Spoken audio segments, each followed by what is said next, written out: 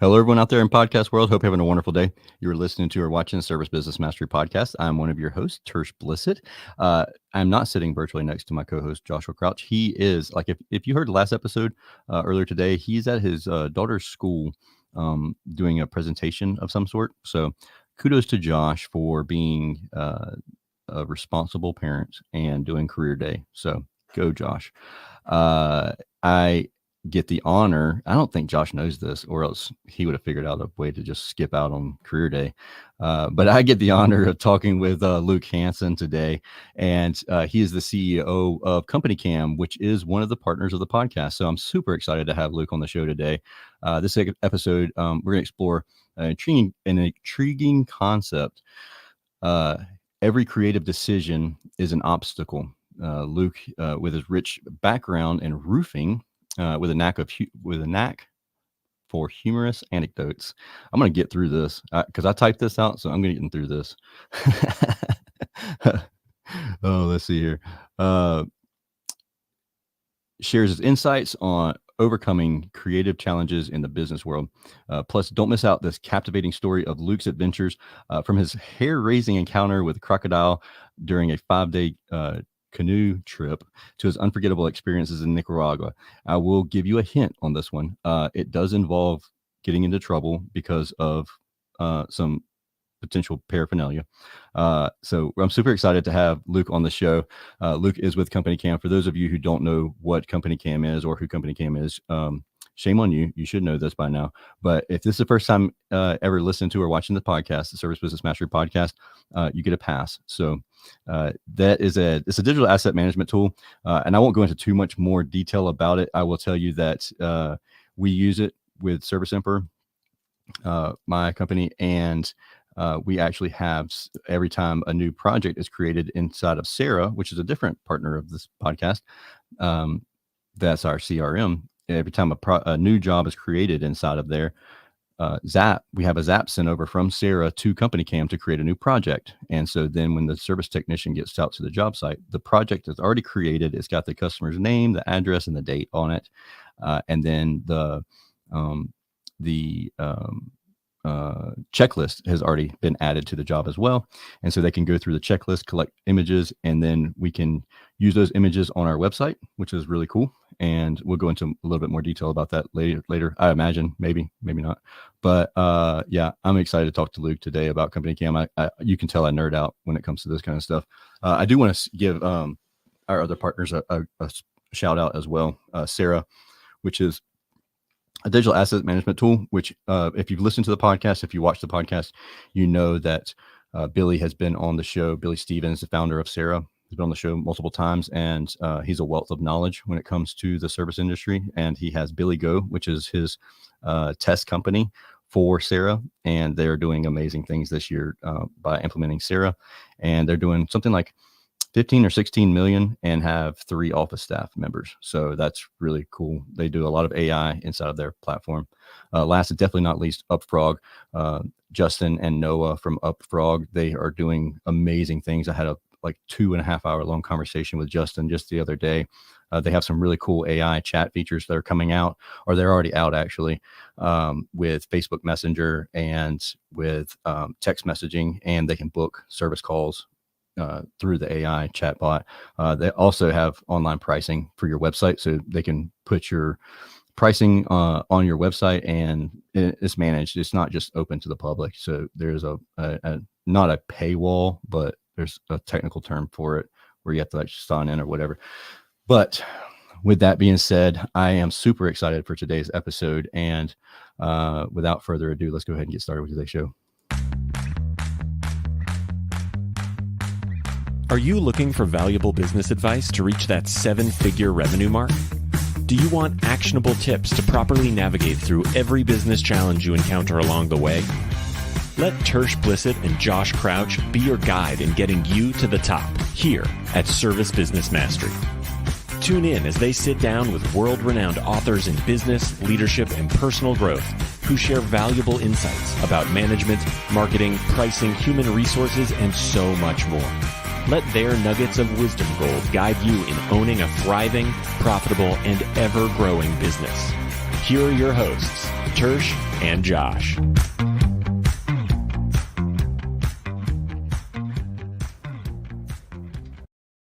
Hey, Luke, welcome to the show. Glad to be here. Excited to be here. Well, so for those who don't know CompanyCam, don't know you, can you give a little bit of a background of you? Absolutely. So I'm in Lincoln, Nebraska, born and raised. I've lived here most of my life. Outside, I don't know, traveled around a little bit, here and there.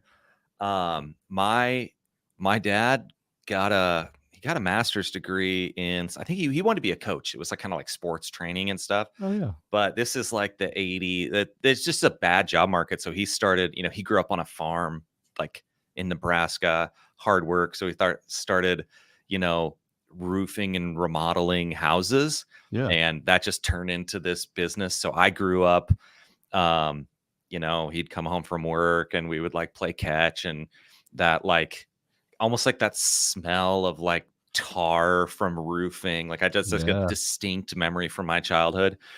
And then, from probably a legal age, I was like cleaning up job sites and graduated to tearing off the shingles and then putting on the shingles. And then I was doing the sales, and then, it sort of did everything essentially, other than run the business actually, Yeah. that you could do well. And I never did the accounting for that matter. Yeah. I'd like a local Right. contracting business. Mhm. And, then I went to college, dropped out of college, traveled a little bit. We may get into that. Um, uh, and went back to working for my dad at our roofing business here in Lincoln. And then realized it's like, I think I was like 30. I just had our first kid. Cash was born, and I was trying to manage our siding division, like siding and gutters, and we weren't very good at it, compared to like roofing. You just know, you know what I mean? You're Yeah. done roofing your whole life. That was in our blood. You knew what to look for. It all just made sense.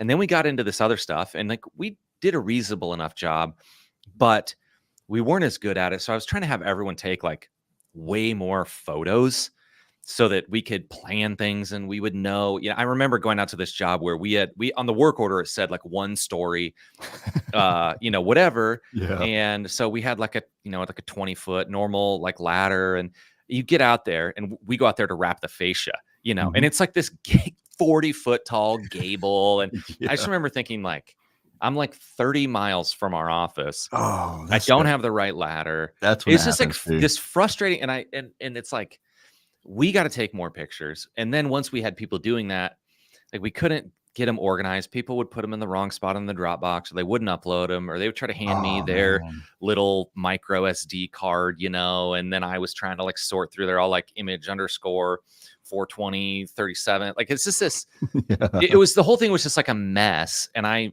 remember thinking like, okay, this is probably a solved problem. Like I just need to find Right. the thing that will allow us to just, in my mind, it was like, we all just need to be able to go out and take pictures that will just use the GPS to organize under that job automatically. Right. And it'll all just happen automatically through an app, and no one will have to remember to do any uploading or anything. They just have to pull their phone out and take the pictures, It's not And out just, there. It's and I not was there. like, It no is one up. had done it.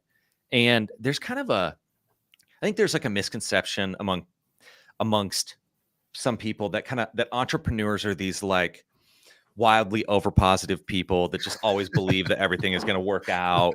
This kind of like Optimism pie in the helps, sky. but Yeah. Well, and you need that belief kind of in Yeah. the future. But for me, that like conviction just developed around, okay, why is no one doing this? How is this not going to work? Does anyone actually care? Do we actually care? And talking to my brothers who also were working for my dad, we came around after kind of like assaulting this idea to being like, no, this is a good idea. Like we need this. Other people probably need this. Mhm. And we could screw it up. Like, we're not software people. So it's like, it's not like it's guaranteed to work, but like, I just remember saying like, this is a good idea. I know Mhm. that much. And so that's really where we started, was trying to kind of help people get their photos so they could find them. And then That's the once we hardest were- thing in the world. Like it's for a couple years, we were using like Google Drive. Mhm. Oh my Yeah, and we get this question. I mean, on our Facebook and Instagram, like every day, like 100 people. Yeah. Why is this better than Dropbox or Google? You know, and I mean, not necessarily need to get into that. I mean, Right. better. It It is better because you it's can search it. yeah, and it just like it knows that the way that you organize your business is by that location, Yeah. and so it's always using your location as the thing. I even said this earlier today. Things that are recent and things that are nearby are fundamentally like the most relevant. They're the best two ways to like default show things to people. Mhm. And we sort of oriented everything around that. But once we got it inside of an app, all these photos and videos and stuff that people are capturing, and you didn't have to go looking in a folder. Like you Yeah. can search the address or the customer, like you can find stuff. But once we could deliver it kind of in this feed, so you could have on one of your monitors or whatever, you just got CompanyCam running, you're just seeing the photos as they're getting taken. That kind of just like awareness of like what's going on, how is this job going, did we get the material delivered over here, have we got the ductwork done, like all these sort of questions that you have during the day. Once you sort of like see that just streaming in front of you, Mhm. that is what people like don't want to give up. And Right. it's not something that they could even articulate ahead of time. Like people know if you're disorganized and you can't find something, you like feel that and you could be like, oh, I need to get organized. That's what we were saying. Mhm. But no one's saying, oh, I need a real-time visual communication. No one's Googling that. So It's you kinda almost like you don't know until you know, but then it's you don't know that experience until you've experienced it. I mean, yes, it's like once someone shows it to you or tells you, you kind of see it, then you can imagine it. But then like once it saves you, I mean, like I remember one time, we're watching these photos pop in, and one of the guys is putting the step flashing like on top of the Tyvek, which is like going to leak at some point, but it's probably not going to leak for like 2 years. It's It'd be a that callback. will And be then a it'll be problem. an expensive callback. Yes, and we're gonna tear all the siding off this chimney and and just like you see that and you're like, oh, Abel, sorry, that's not gonna work, dude. You know better than that, and it just that it's You like called those it. moments happen. And so anyway, that's where I come from, the kind of like the contracting side, but I've always been, I just like love technology. We were talking beforehand about those like Facebook video Mhm. glasses. Like I'm a sucker for kind of like the new thing. I tried to my wife doesn't like this, but I always want to like when everyone's doing something, I'm not like a bandwagon person, but I want to understand it. Yeah. So when everyone like got Tinder, 10 years ago, and it was like, especially because we were doing, we were kind of starting CompanyCam, and they had this new way of like almost like using an app. Yeah. And I'd never used it. And I was like, babe, let's make a fake person and put them on Tinder so we can like use the app. It'll be funny and we'll see how it works. And she's like, that's the worst thing I've ever heard anyone say. I'm like, well, come on. I mean, like, Come on. we'll This just will be like swipe awesome. left or whichever way on everyone. But like, I love like trying to understand the newer kind of stuff. Like right now, there's all this cool AI stuff. Oh yeah, chat And GPT, then figuring out everything. how do you make this like actually useful, not like gimmicky or whatever, but like where can this solve real problems for real people? And that, to me, that's just like it's really fun and interesting. And it's like this kind of like new problems, because I don't like boring things. And not that anyone really likes boring things, but There Yeah. are people who like business on cruise control. Like once things have gotten smooth, they just want them smooth. That's not me at all. I call myself a wartime leader. So as soon as the shit hits the fan, like I'm in there and I'm like, I got it. But as soon as it's running like a Cadillac, I'm like, all right, I'm done. This is boring. Exactly. Yes. Like finding interesting things to do, or like when things are going wrong, it feels important because it is important. Right. Like it's important to get that stuff right. And you do have to get it humming, like if everything is always Oh yeah, that's terrible. disaster, well, then you're not going to be in business for long, because this isn't the DMV. Like you have to actually serve your customer. Right. And and do real work. Otherwise, Not you the don't get government. to be a business. Right. I have no opinions, you know. No. But yeah, so that's kind of my background, and then I've really learned the software business and just How like hard was that to products. go into? Like it, I can Yeah, imagine that would be an extremely daunting task. you know, it to me it was like exciting because I liked technology. I was one of these like Bitcoin nerds back then. Okay. Oh, I still am. I'm the biggest Bitcoin nerd, you know. But I like, and I studied like mechanical engineering, which I did eventually drop out Yeah. because I'm also lazy. But Well, we're twinsies on that one then. did you study mechanical engineering? Yeah, Georgia Tech. Nice. Did you graduate though? No. Oh, hey. Yeah, we're peas in a pod there. Look We're at two us. peas in a pod. But that, so it was always interesting, but it did take me a while to kind of like internalize the economics of it. You know what I mean? Like you can't go out losing money on installing new roofs or on Right. on service calls. Like you, that just has to work. But when you have this sort of subscription model of a customer and you're going to keep trying to build value into that all the time, it makes like you can spend more money to acquire a customer than they're even going to pay you back in the first Oh, yeah. 6 months. Mm-hmm. Like, and assuming it's good software that people want to keep using, that was the thing that like it sort of took me a while to wrap my head around, like how you would think about spending money to get customers versus spending money into product and sales. And like, and it's not that we have it all figured out by any means, Right. but you learn a whole bunch. And it's almost like the more you learn, the more you realize you don't know. You kind of become humble about, Yeah. oh, I just thought that was easy and automatic. And it's like, no, it turns out it's really hard work with a lot of people putting a Whenever lot into it. you probably don't complain about things the way you used to complain about little nuances in a gadget, and you're like, yeah, now that I know how that works, like they're killing it. Yeah. Just so you know. So I play Fortnite with my kids. Okay. And for I the watch my longest kids time, play it, but I don't. oh yeah, I'm a They'd total murder dork. me. They'd murder Yeah, me. well, mine do too. But they couldn't for the longest time count the number of like they call them eliminations because they don't want to say kills, you know, Yeah, as yeah. little kids. They couldn't count up your team eliminations properly. Like it would be wrong. The number would be wrong. And it's like, I happen to know that Epic Games is like one of the most competent software companies like on the history of this planet. They Yeah. built the entire engine that like half of the industry builds their games on. Then they built this Fortnite game, which is sort of it's like a marvel of like an ingenuity of game, of a business model, like all the way down. It's sort of, it's just like genius in my opinion, and then became one of the most successful games in the history of ever. But all that being said, they still could not count and like it'd be like, how many do you have? I got 7, I got 3, I got 2. Well, that's 12, and the game says we have 9.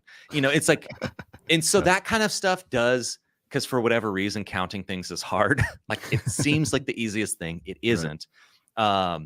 And that makes me feel good. But I really don't like things that are bad. Like I kind of have a habit of walking around this office and saying like, all right, guys, we need to make this app suck less. That is what we're trying to do here. It needs to suck less. When I meet people our customers in the world, I'm asking them like, what do you hate about? What is the thing that you curse under your breath? Look, I know you're not here to complain. No, right. Most people don't want to show up and just be, but I'm Yeah. basically like, when's the last time that you were like, oh, this stupid thing, because that's the type of stuff we want to try to just continually make better. Right. So I love good products. But I feel like I have pretty good patience for people and like with people. I have very little patience with product. Like my computer, my internet's bad. I'm like, oh, this stupid, thing versus, with people, I'm a little more even keel. I think so that's where we're not the same, because I very much am like, here's your directions once, now do it. Mm-hmm. Don't come back to me until it's done. And then they're like, that didn't make any sense though. We'll figure it out because it did make sense to me because I said it. Now you figure it out. Yeah. I'm getting better, but I do know that about myself. I mean, there's always that balance between like, you got to have standards and expectations that people understand. But at the same time, sometimes the worst teachers are the biggest experts. Oh yeah, Because that's me. you Yeah, know that's so much exactly. and you're so far kind of ahead that you're not in that position to like explain things. And I try, especially like with my kids, to like get down on their level and slowly like, do you know why you have to eat the meat that we send in your lunch and not just the The fruit cheese. snacks? Yeah. Because the meat is the thing that helps your body grow. The rest of this is garbage. Yeah. And if you don't eat your lunch, then we're not going to send it. Do you want to Right. be hungry all after? That I don't know. So tell me about your crocodile experience. Oh, okay. This is this was when I Which dropped out story of is school. the most which one of the two stories is the most exciting? Oh, I'll tell you what. We went down to, this is in about 2005, no, maybe 2007. Okay. My buddy and I went down to Central America. We were gonna like backpack around. My Spanish was passable. It was cheap. The people Okay. are wonderful. It's beautiful. Let's do it. And we met some guy from Chicago. I think he was an options trader, really a really cool guy. But he had heard about, hey, you can go canoeing down this river that separates Nicaragua from Costa Rica. Okay. And you canoe down this river, and then you end up at the Atlantic Ocean, and there's a town there, and then you can take a boat back up the river, and it's like an adventure. And we're 21 or something. It's like, yeah, Oh yeah. let's go Yes. on an adventure. And so we get out there to do this canoe trip, and we rent these canoes. And I realize, an hour in, I'm picturing like almost like rapids, like you're flying down this river. No, this is like a lake. Like it is not moving. And we are in Yeah. this like terrible, inefficient canoe. We're both just like paddling. And it's just like days, 10-hour, 12-hour days of just grinding it out. And Oh we're man. tired and we're sore. And so this is me and my friend Jason, who does marketing for us actually, and has his own little marketing operation. That's pretty great. Oh, cool. But we're getting at each other's throats. And I remember it's like the second day, we're both just, we've like had it up to here. We're like, Matt, when you're like, no one's got any patience. And we switched places and we switched paddles. And in the first minute of using his paddle, I'm just paddling and it snaps in half. And I'm like, and he's like, what are you doing? And I'm like, what have you been doing? See how much harder I've been paddling than you? You're weak. We're just screaming at each other. And we pull over the shore, and there's just this like random piece of like bamboo just laying there. There's no trees around. It's just a piece of bamboo just like out of nowhere. And I take my mechanical engineering skills and we slice it in half, and we had duct tape with us because we're not idiots, so we had duct tape, and was able to like create like a almost like a splint or like a brace for this canoe with this, wrapped it and tied it up.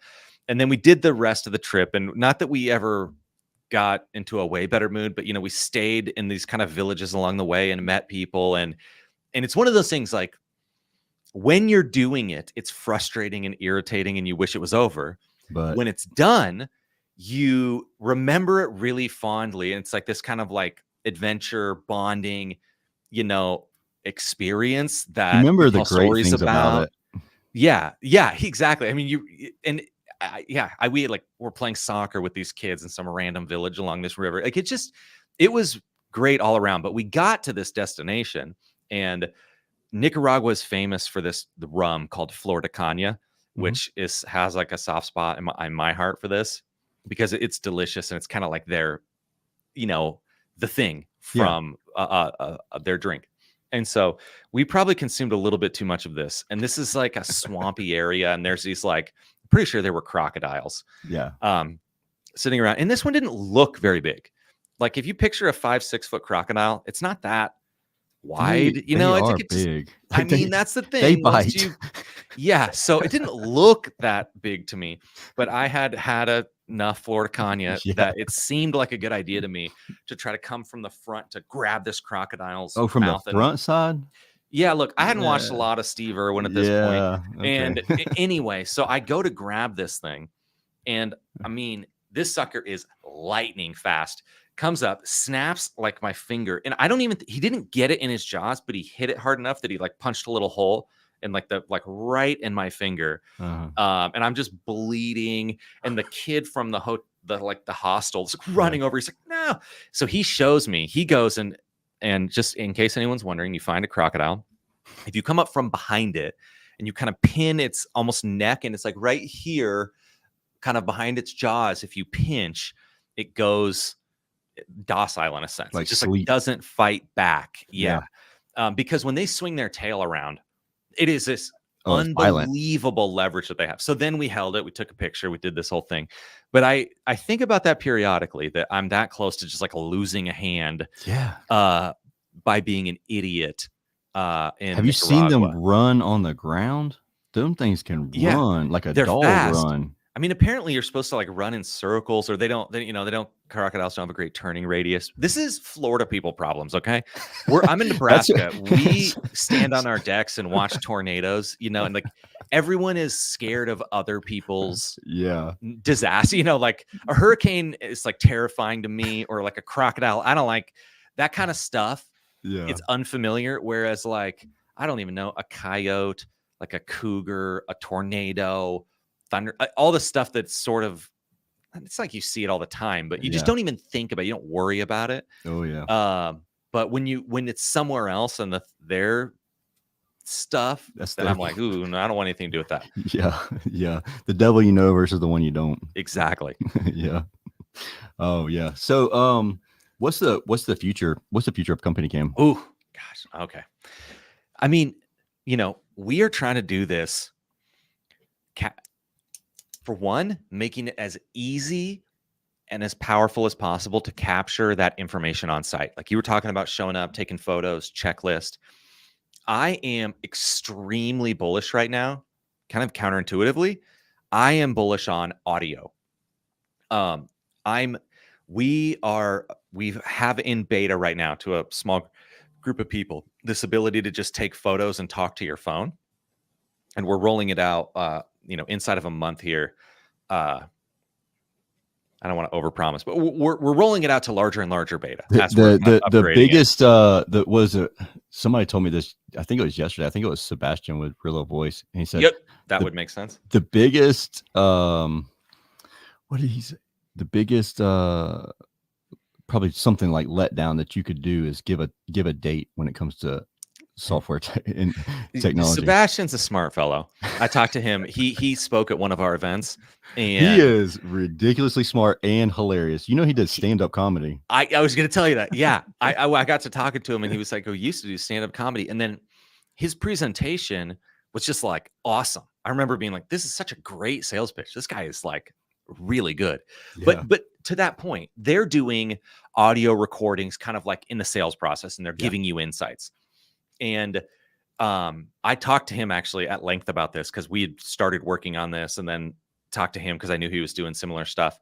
And what I want to do is to say, when you're at a site, you should not, in order to get information into the system, like into the computer, into the CompanyCam, or via connections into other software, you just shouldn't have to do more than to take pictures and talk. Like it should be that simple, especially with these new large language models like the ChatGPT. What they're really good at is transcribing audio to text, like they're excellent at that. And it's we've been doing it for years with Siri and everything. Oh, Siri is so crushingly bad. I don't know. It aggravates me regularly. And when I use, I'm from South Georgia, so you can imagine how poorly it picks up my accent. Yeah. I've got this Midwest seemingly neutral accent, but how fast you're talking. Now that it's AI doing it, and like good quality AI, it's really good. Like it's startlingly good what it understands. And even over time, you can kind of teach it things like, we can tell it, oh, this is the type of business this is, and then it can like shade in that direction of knowing, they're talking about. One of the things Sebastian told me was, this blew my mind, was the fact that it can fill in the words. Like it might miss 3 or 4 words in the conversation, but it'll fill it in because it knows what it should be there. It's shockingly good. And then Sebastian's got a harder problem because he's got like multiple people talking and trying to keep straight like who's talking, Oh, and yeah. ours is what I know, and I've been telling our team here this, is that if we can empower people to just take pictures and talk to their phone, and that magically all saves in CompanyCam in an organized, structured way, that will be extremely powerful. And so our initial version of that is that you can go walk around, you take pictures, and it will automatically clean up and organize and like structure this into this like beautiful native internet document, like a Notion doc is Yeah. basically, and that you can just drag the pictures around, you can add more, you can like it's easy to share. You can just send this link.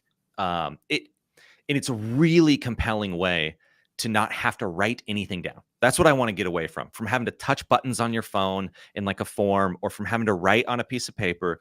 You just shouldn't. It's not that you can't do that, but you shouldn't have to, because half the time you're like hanging off a ladder, or you're like Nope. underneath a sink, or there's just all these, Or you got looking in stuff the all over your dots. It's like, hands.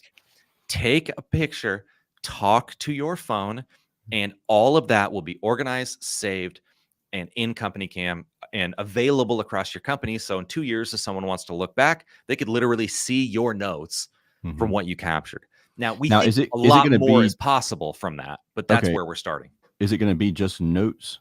Or that's what I was getting ready to ask. Well, it's for, I say for starters, we're calling it pages. Okay. It's going to be, um, it when you say just notes, it's like Is a it gonna have Word the document. is it gonna have the ability to like, "Hey, circle that line set," Oh, to annotate the like, stuff. to draw a picture, or like, say you took a picture of a condensing unit and the line set's leaking, say, "Hey, that line set right there, draw a circle around it," and We're then it not. draws. That's not where we're starting. Okay. So yeah, I mean, you I can mean, in that's way CompanyCam. out there probably, so You I can was just take that photo, you can draw that circle, and actually right. getting to that point of like making that even faster and easier than it is now, because it's still too many clicks to edit stuff. Yeah, we had a new guy doing it the other day, and he was like, "No, you didn't turn that feature on mine." And I was like, I'm almost 1,000% sure that that's not a feature I can turn off. Like, you have to be able to draw on it." And he was like, "No." And I showed him on mine, like I did a like screen share video on mine, and then sent it to him. And by the time it actually processed and went to him, he was like, "Oh, yeah, I figured it out. It's this squiggly line." I was like, "What the?" Yeah, I mean, hey, look, I don't like to hold it against me. In my opinion, it's our job to try to make it easy and intuitive. But look, the bait, yes. We're not getting into the drawing on photos yet. We're going to be doing some cool AI stuff with like recognizing things in photos, and like that's in the future. Extracting data out Yeah, of it. this is Yeah.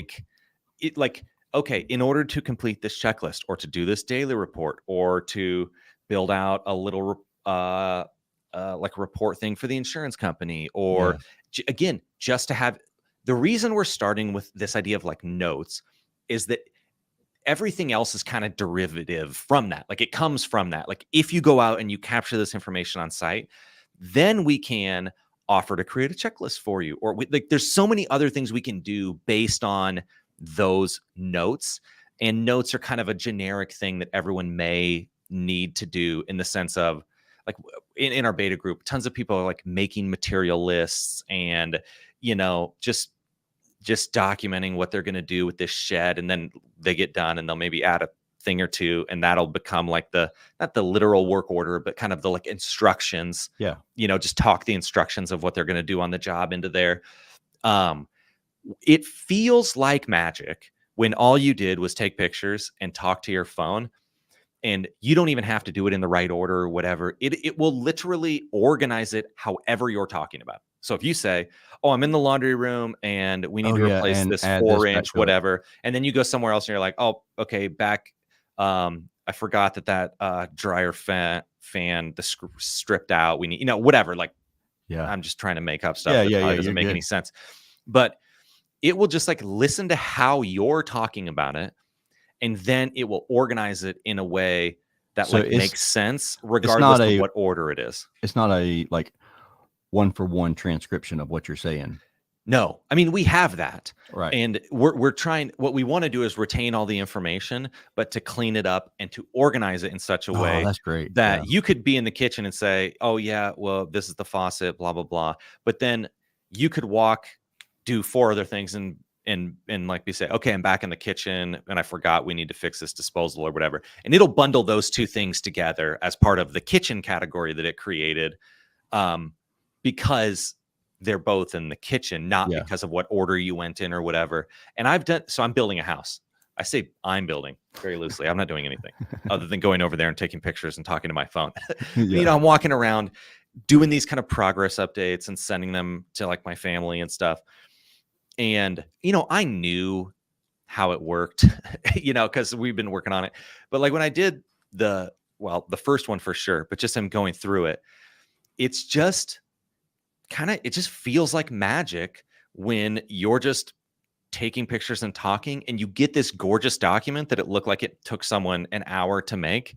And then if there's anything you want to change about it, like, I think that's the big thing that people are going to love about this we're calling it Pages, this Pages builder, is that the photos are like a native element. You can just like drag them around. They're not, in most kind of document things, like the photos are like, they're either way too big or you can't really it's an move. It's just like afterthought. they're hard to use. Yeah. And so this is essentially like almost like Google Docs, except you could just easily add photos or take photos in it.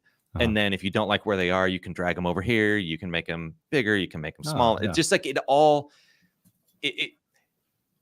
I love building things that are, easy to use, but also sort of like generically useful, meaning, okay, how are you going to use this document builder? And again, we're going to keep adding stuff to it, but what kind of stuff are you going to make? I don't know. I mean, I've seen people make materials lists. I've seen them make like proposals. It'll automatically generate these notes things for you. I'm interested in seeing like, okay, if we give you tools that make something easier, how do you use it? Because then that tells us what's the next things we should do. Yeah, I like that. I mean, my hope is that it will be able to easily be exported, so that like we could hopefully not webhooks, hopefully like a Zapier export, and we can just send it straight to our CRM in the note section.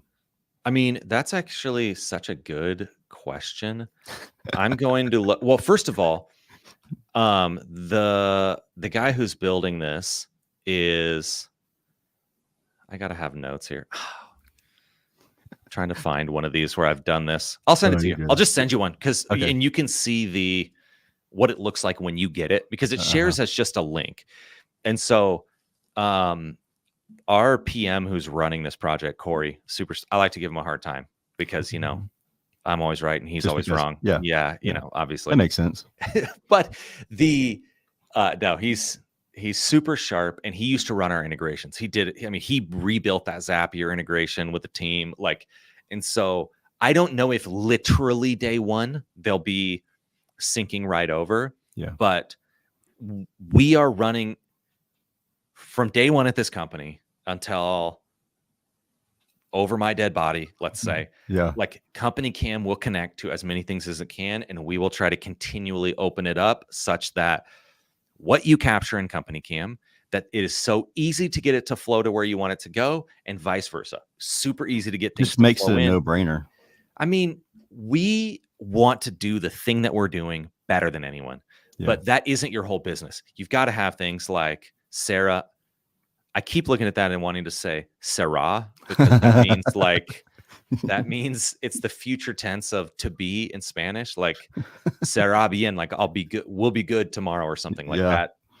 I want to know actually if that is where that came from. But you have these other systems. They've got they want photos, they want reports, they want this stuff, and vice versa.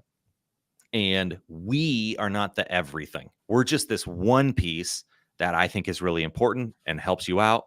And the better that we connect, the easier it is for people to. The more likely they're going to use happy it. Customer they are. Exactly. Like it's pretty.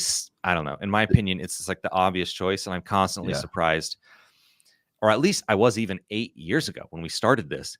These companies who were like, "Oh no, we don't Yeah. We won't connect to anyone. And I was like, I don't know, that just seems like a dumb idea to me. Yeah. And I don't think it's going to work out for you, but Right. all right, we'll Eventually go work with the people who will connect. they either connect or they And go now, away. yes, you have to. Yeah.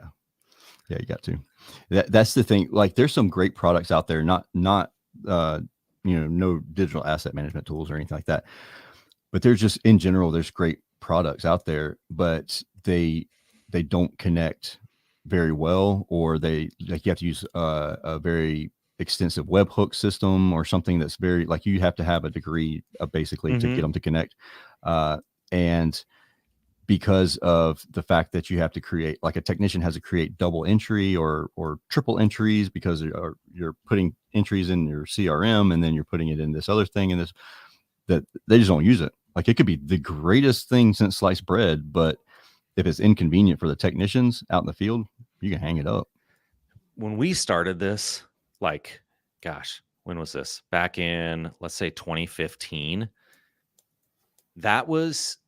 We almost went too far in that direction. And we literally had to backtrack, because originally it was, you don't have to decide anything. You just take the pictures, and by using like the time in between the photos and the location of the photo, we're doing this fancy math where we used all the photo coordinates, and then we found a center point, and then we took that point on the map and we figured out what the address was. Yeah. And then we organized them all under there. And what we realized is that actually worked extraordinarily well, except we were getting these addresses from Google, and they were usually right. Like, they were right like 9 out of 10 times, but our point on the map would be perfect. And 1 out of 10 times they would give us the wrong address for that house. And then all of a sudden, you're ripping the roof off a wrong house that you do. Yeah.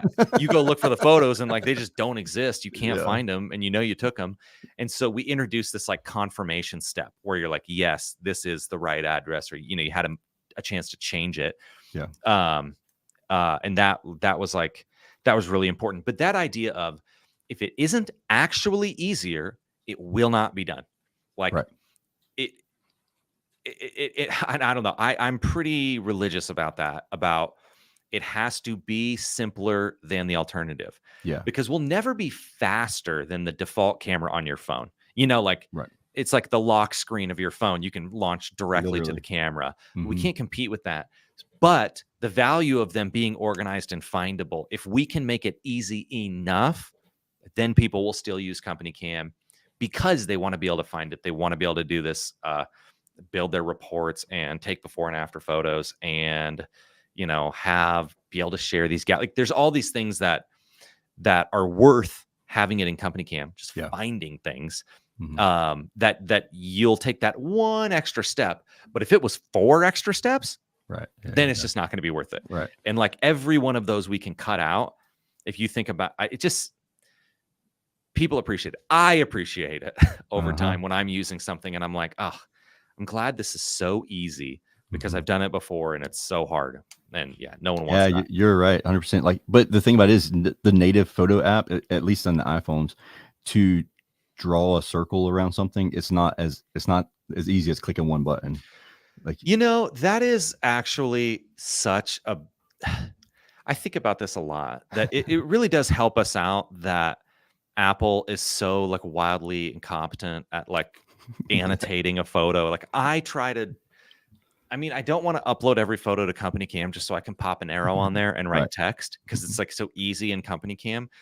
And so I'm trying to do it on my phone, and I'm like, how is it this bad? Like, there's just no reason for it to be this hard, but I feel like it is good for business. That's like, it's great for work. I mean, it's good for us that it's hard, but someday they'll make it easier, and then we'll just still be relying on having it all organized, being able to find it. Well, I'll tell you. So like I said in the intro, from Sarah, every time a job gets created in Sarah, it triggers Zapier to create a project in CompanyCam, and it pulls the customer's name, and then I have it. I said it's customer's name, and then I put on, like the word on, on, and then it puts the date that it's actually scheduled for. So then the customer's name on 12/6/23, and then it has the address listed below it. So when the technician actually shows up to that address, it automatically will search for the job that's nearest to them. And a couple weeks ago, or like last week, I think it was, that Zap, there was something acting goofy about it. And the guys got to the job and they're like, I searched for the job nearest to me, but nothing popped up. And so I had to create it. And they're like, I have to create a job. I have to create a project. I was like, let me fix it. Let me fix it. And it didn't take long to fix it. It was just a turn off, turn back on type fix. Oh, like, yeah. It's funny how often fancy technology is still the solution is just shut it off and turn it back on. That's literally what probably start working. Yeah. And it started working. And I was like, oh man, if that broke, that's going to break a process for us, because it's not a crazy thing, but to have it consistent the way it was, because it had the customer's name, address, date, and then address below it. It was just consistent. I love that about Zapier. I have to say, creating projects in CompanyCam is easy. Yeah, it is easy. It's almost like an Uber style. Like, it just pulls you a map. It shows you the pin. It automatically shows you the address, and then you can drag it. But when you break that link, that's what's valuable, is that link can be both ways. Like, it can create the project in here, and then as things come into the project, it can push them back over there. Yeah. And that, if you lose that link, then you still have the stuff. It's not like CompanyCam, right. We still have all the photos and everything, and you can maybe tie it back up. But once that goes down, and it's that sort of that unexpected thing happens, it throws everyone off, It's they're like, definitely more of a throwing people off of what they've gotten used to doing. Like, once you build the habit of collecting the photos, I mean, that's a habit you have to build to start with. And then once you're in that habit, and then all of a sudden you're like, wait, now I have to change something. Like, now I have to add the address because it wasn't there. Like, or I have to, pull my cursor over to the address where I'm at. It's first world problems. Like, it's super 30 seconds more work, but you're used to doing it the other way. You're used to that link, like you said. But like I said, literally turn off, turn back on Zap, and it worked fine. It was like crazy. But that is good to hear. Yeah, Luke, I appreciate you hanging out with me and chit chatting. For everybody that's listening to this show, make sure, one thing I've learned from this is don't grab crocodiles from the front. Always the back. Always sneak up on them. Always sneaky. Yeah. So I'm literally from South Georgia. You're telling this story, and I'm like, the whole time I'm thinking, nope, that's bad. Not the right way to do. We don't know anything about crocodiles up here. And even then, you see these little ones, and you realize, okay, those jaws are strong. Yeah, and fast too. I don't like them. Look, if anybody wants to, we have a promo link for CompanyCam, but if anybody wants to learn more about CompanyCam, where's the best? I will tell you. Oh yeah, go ahead. TikTok is great. Like, I can tell your voice is on some of the ads on TikTok. We I'm looking out at our social media team right here. We got Aiden is running that, and then we have video people, and I'm really happy with, like, we're trying to make stuff that's interesting, stuff that's useful. And we just did a video of this kind of this spoof on how, when you're married to a contractor of some variety, that you're driving around town and they're like, oh, we did that. And it's funny. I laughed. It was their idea. And I immediately was like, that is so. I still tell my wife houses that we roofed like 15 years ago, oh, I roofed that house. I remember that. But yeah, we're at CompanyCam, companycam.com, Twitter, Instagram, TikTok. I don't know. They're going to take over my personal LinkedIn, I heard, and start posting junk on there. If anyone actually uses LinkedIn. But otherwise, follow us. We're going to try to give like actual useful stuff. We're going to try to put funny stuff out there. And then if you don't use CompanyCam, you can try it. We do like a 2-week free trial.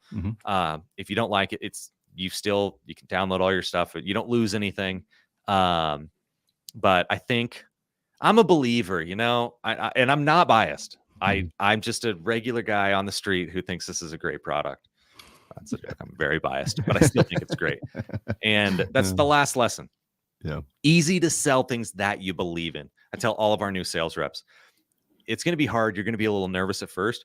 Once you talk to like 100, 200 people, you are going to believe the value. Like, it will be so much easier because you will have heard how much this helps people. And so that's where I live now, which is like, I know this is good for you. So it's easy for me to sell it and not feel like used car salesman-y.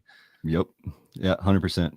Luke, man, it's been great to hang out with you. Josh definitely missed out on this conversation. So, Well, hey, so next time we'll to you, get Josh. Tersh, thanks for having me. This was Yeah, great. Love the absolutely. podcast, and Absolutely, we're man. happy to be here sponsoring you. Cool, man. We appreciate you.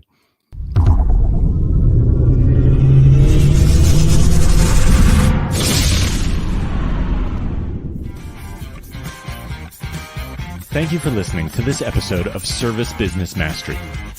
Now that you are equipped with essential business advice from this impactful conversation, you are one step closer to becoming the successful owner of your dreams. If this episode has been helpful to your business journey, don't forget to subscribe to the show, leave a rating, and share it with other owners as well. Visit servicebusinessmastery.com to learn more.